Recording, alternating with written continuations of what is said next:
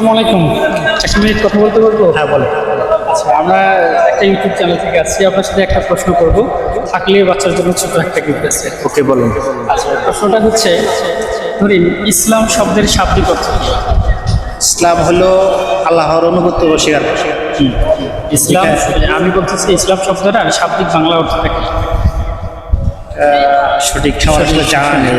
আচ্ছা, ইসলাম শব্দের শাব্দিক অর্থ হচ্ছে আত্মসমর্পণ করা, যেহেতু আমরা আল্লাহর কাছে আত্মসমর্পণ করি। এক নম্বরে। দ্বিতীয়টা আরেকটা প্রশ্ন, সেটা হচ্ছে আমরা জানি যে আমাদের একজন নবী আছেন, সেই নবী দুনিয়াতে এসেছিলেন, আসার পরে কাফেররা বিভিন্নভাবে তাকে অত্যাচার করছিলেন, অত্যাচার করার পরে আল্লাহ তাকে আবার উঠায় নিয়েছেন আসমান। সেই নবী আবার দুনিয়াতে আসবেন, আসার পরে আবার তিনি ইসলামের বাণী প্রচার করবেন। সেই নবীটার নাম কি? হলেন হযরত ঈসা আলাইহিস সালাম। ঈসা আলাইহিস সালাম। জি, ধন্যবাদ আপনাকে। উত্তরসূরি হয়েছে ঈসা আলাইহিস সালাম। আচ্ছা, আপনার জন্য, বাচ্চার জন্য ছোট্ট একটা গিফট আছে। নাও মাম্মু। ধন্যবাদ।